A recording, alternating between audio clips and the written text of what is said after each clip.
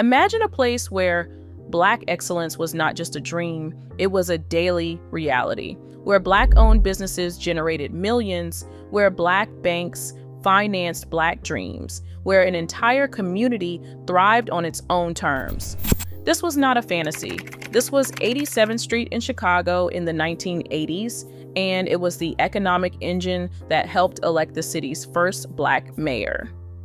I'm about to tell you the true story of America's most successful Black business corridor. A story that is largely forgotten, but whose lessons are more relevant today than ever. Growing up in Chicago, I kept hearing whispers about the old days when Black folks had their own. My grandmother would talk about Independence Bank, about soft sheen products, about a time when you could walk down 87th Street and see nothing but Black excellence for blocks and blocks. She would say, "Baby, we had our own world back then. Our own banks, our own businesses, our own power."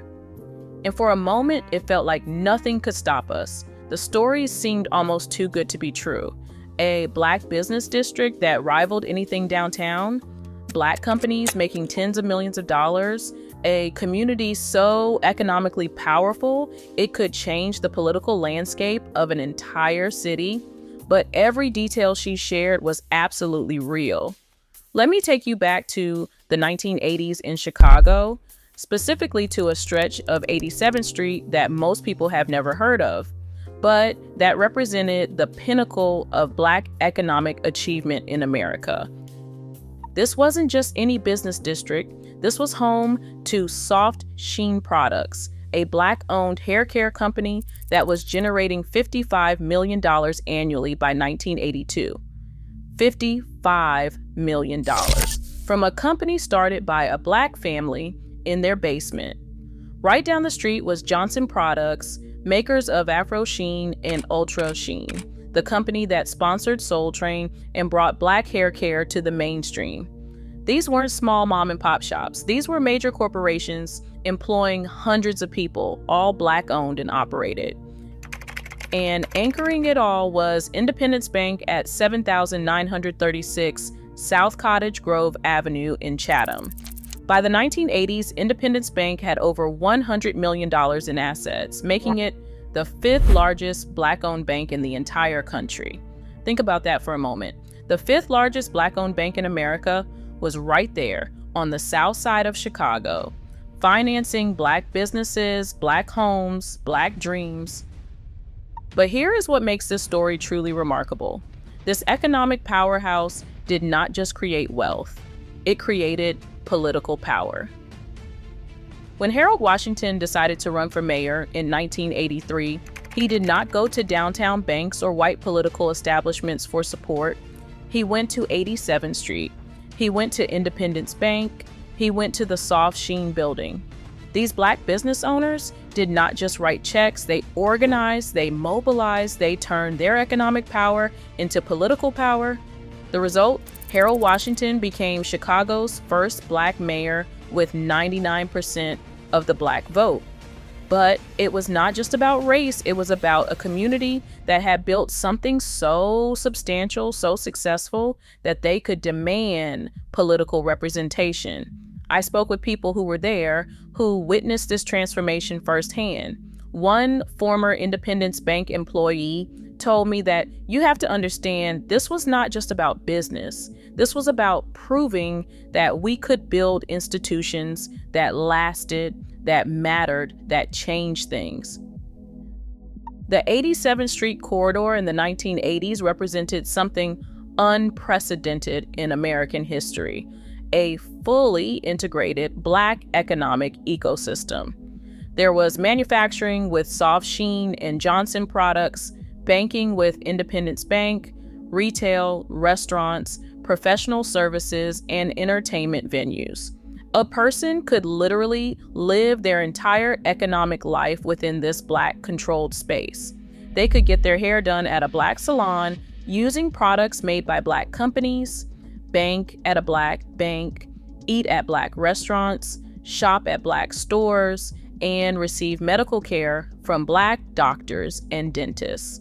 This was Black economic self-sufficiency at its peak. But the story of 87th Street isn't just about success, it's about what happened next and why understanding that matters today.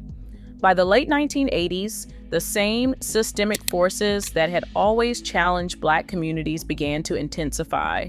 The crack epidemic hit Chicago's South Side hard. Federal policies shifted away from urban investment. Corporate consolidation began swallowing up independent businesses. Soft Sheen Products, despite its massive success, eventually sold to L'Oreal in 1998.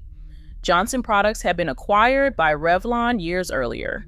Independence Bank, while still operating today, never regained the same level of community influence. The thriving ecosystem of 87th Street began to fragment. But here's what's crucial to understand. This was not inevitable decline. This was the result of specific policy choices, economic pressures, and systemic challenges that Black communities have always faced. A former Soft Sheen executive explained it to me this way. We proved that Black economic power was possible. We built something incredible. But we were still operating within a system that was not designed for our long-term success. The crack epidemic, which peaked in Chicago between 1988 and 1992, devastated many South Side communities. Federal disinvestment in urban areas reduced resources for community development. And the rise of big box retail and corporate consolidation made it harder for independent businesses to compete. Yet, the legacy of 87th Street lived on in ways that shaped Chicago forever. Harold Washington's mayoral victory in 1983 wasn't just symbolic. It led to concrete policy changes, increased minority contracting, greater investment in Southside infrastructure, more Black representation in city government. The political power that grew out of 87th Street's economic success created lasting change in Chicago's power structure. And today we are seeing echoes of that same spirit in communities across America. Look at the resurgence of Black Wall Street in Tulsa, the growth of Black business districts in Atlanta, Oakland, and Brooklyn, the rise of Black-owned banks and credit unions nationwide. The model that 87th Street pioneered, economic power leading to political power leading to community transformation, is being replicated everywhere. I spoke with a young entrepreneur who is building a Black-owned business incubator on Chicago's South Side. She said, "When I learned about what happened on 87th Street, I realized we were not starting from scratch. We were continuing something that had already proven it could work." The story of 87th Street teaches us that Black economic self-sufficiency is not just possible, it is powerful. When Black communities control their own economic destiny, they can change the political landscape. They can build institutions that last. They can create generational wealth. But it also teaches us that success requires more than individual achievement. It requires systemic support, community coordination, and the kind of long-term thinking that builds institutions, not just businesses. The businesses on 87th Street were not just trying to make money, they were trying to build a foundation for Black political and economic power. And for a brief shining moment in the 1980s, they succeeded. Today, as we talk about reparations, about closing the racial wealth gap, about building Black economic power, we do not have to imagine what success looks like. We can look back at 87th Street. We can study what worked, what did not, and what we need to do differently. The 87th Street corridor proved that Black economic excellence is not a dream, it is a blueprint. The question is not whether we can build thriving Black business districts. The question is whether we have the vision, the coordination, and the systemic support to make them last. Because the legacy of 87th Street is not just history, it is prophecy. It is a vision of what is possible when Black communities control their own economic destiny. And That vision is more relevant today than ever. What's your connection to Chicago's Black business history? Have you heard stories about 87th Street, Independence Bank, or the businesses that powered Harold Washington's campaign? Share your family's memories in the comments. And if this opened your eyes to the real history of Black economic power in America, hit that subscribe button. We're just getting started uncovering the hidden stories that shaped our present and can guide our future.